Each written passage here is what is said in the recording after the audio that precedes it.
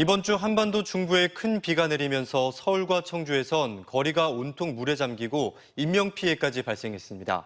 충청권에서는 대전에 가장 많은 비가 내렸는데 무려 300mm가량 쏟아졌습니다. 침수 피해는 일부 있었지만 생각보다 크지 않은 데다 도로 물빠짐도 비교적 원활했던 편이었는데요.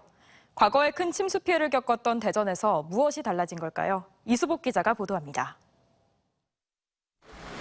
골목길에 빗물이 허리 높이까지 들어차고 차가 침수돼 있습니다. 주민들은 가재도구를 동원해 물을 퍼나르기 바쁩니다. 사흘간 300mm의 비가 내린 충북 청주시의 수해 현장입니다. 400mm 넘는 물폭탄이 떨어진 서울에서도 건물과 도로 등 침수 신고가 3,600여 건이나 들어왔고 8명이 숨졌습니다. 역시 사흘간 300mm의 폭우가 내린 대전의 상황은 달랐습니다.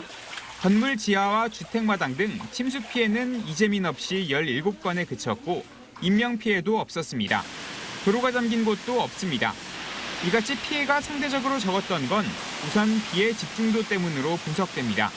대전은 시간당 최대 61.1mm의 비가 쏟아진 반면 서울, 강남의 경우 시간당 90mm 넘는 비가 한꺼번에 내렸습니다.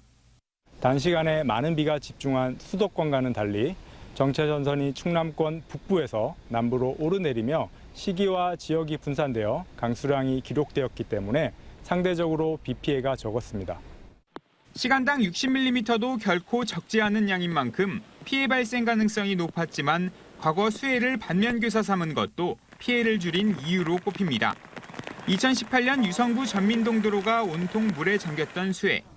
시간당 빗물 2,000톤을 처리할 수 있는 배수 펌프장을 새로 만들었지만 관리가 안 돼 제 기능을 못했고 오히려 하천물이 역류해 피해를 더 키웠습니다.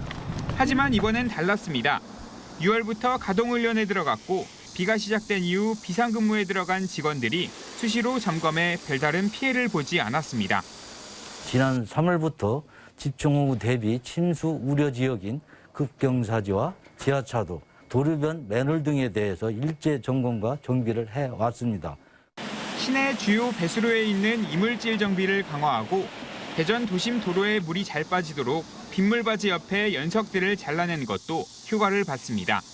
2년 전 아파트가 물에 잠겼던 정림동 일대도 자연재해 위험 개선지구로 지정됐고 시는 예산 420억 원을 들여 주요 아파트 단지에 배수 펌프를 설치하는 등 이후 수해도 대비할 계획입니다.